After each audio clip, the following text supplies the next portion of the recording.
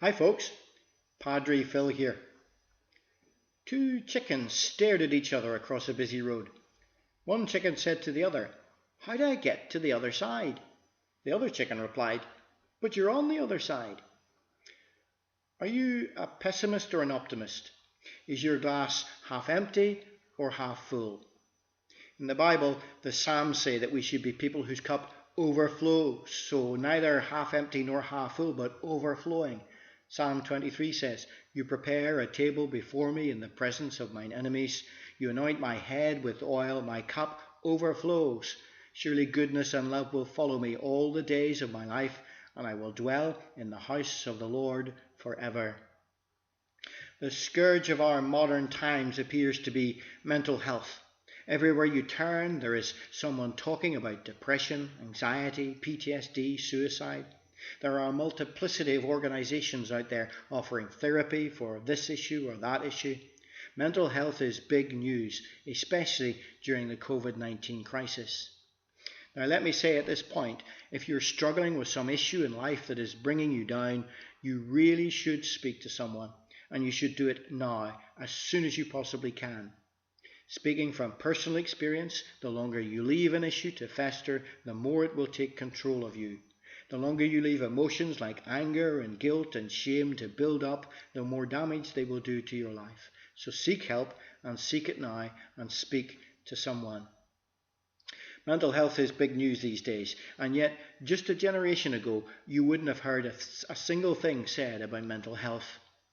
Didn't previous generations suffer from anxiety? Didn't they have trouble sleeping? Didn't they struggle with the pressures of everyday life? Didn't they self-medicate and drink to forget? Didn't their soldiers have PTSD? Well, of course they did. So why is there so much chatter today about mental health while there wasn't before? There are many reasons why mental health is such a big issue these days, but for me there's just one reason that is more important than all the others. So here are a few reasons why I think things have changed in relation to mental health, and then one big reason why I think one is more important than any other. Firstly, I think understanding has changed. We know more today than in previous generations. We understand that things like shell shock, as it was once known, is really a reaction to trauma, and so we now have post-traumatic stress. Second, I think society has changed. The way we live is different to previous generations. We live in smaller groups, and we are much more likely to live on our own. So loneliness is a major issue in mental health. Third, I think things are much more complex today. Life is much more busy and difficult and intense than in the past. We are much more connected via social media and the rest to things that can affect our mental health from the world around us. And fourthly, I think emotions are an issue. The way we cope with our emotions is different today. In past generations, people were encouraged to repress their emotions. Today, we are encouraged to let our emotions out. In the past, things were hidden away. Our anger and guilt and shame are today more likely to be displayed. And we could talk forever about the psychology of many protest movements pouring out their anger and guilt on our streets.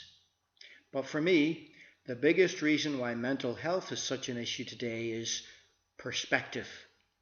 Is the glass half full or is it half empty? It's a perspective thing. So here's a problem for you. The Bible tells us that as human beings, our greatest problem is that we think too highly of ourselves. We are self-centered and too full of our own importance. Our problem is pride. Proverbs 16:18 says, "Pride goes before destruction, a haughty spirit before a fall." As a Christian, the Bible tells me that my problem is pride. However, modern thinking and mental health says that our problem isn't pride, it's low self-esteem. It's that we don't value ourselves enough, and that leads to poor mental health, anxiety, and depression. So which is it? Is it pride or is it low self-esteem? This is a bit like those chickens facing each other across the road. They are both on the other side, and it's therefore a question of perspective. It is actually pride that drives low self-esteem. Think about it. If you and I have the inclination to think of ourselves better than we are, we think of ourselves as being up here, don't we? But the reality of the world around us and our circumstances constantly pushes us down to here. How are we going to feel? If pride has got us up here, but reality pushes us down to here, our perspective is one of constantly failing, falling short. The Bible says that's pride talking.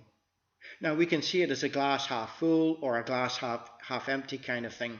And many of us flit between the half full and the half empty. We are up and down all the time. But reality is the same. We are missing the mark. We are not where we want to be. The glass is never full.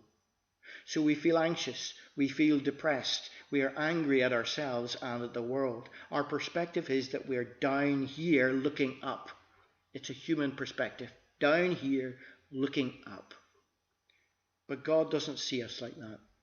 What God sees is a person whose cup could be overflowing.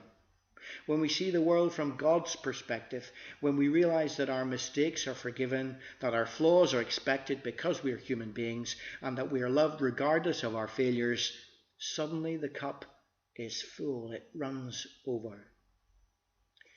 There is a growing discovery in the world of mental health, and that discovery is that when you combine the human perspective with the spiritual perspective, with God's perspective, people recover much more quickly and are less likely to go back to where they were. There is now in mental health a desire to treat the whole person, body, mind and spirit, for that is the full cure.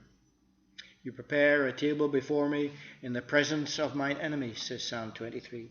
You anoint my head with oil and my cup overflows. Surely goodness and love will follow me all the days of my life, and I will dwell in the house of the Lord forever. The reason Veterans Chaplaincy exists is because we believe there is another perspective to life, another perspective to our mental well-being. Veterans Chaplaincy isn't an alternative to counselling or therapy. It's an addition, adding a holistic perspective to life. We look to spiritual growth in order to encourage mental resilience. If you're struggling, please speak to someone. Speak to us here at Veterans Chaplaincy. Speak to those excellent mental health charities that we have servicing veterans. We're here to listen. God bless. Ta-ta for now.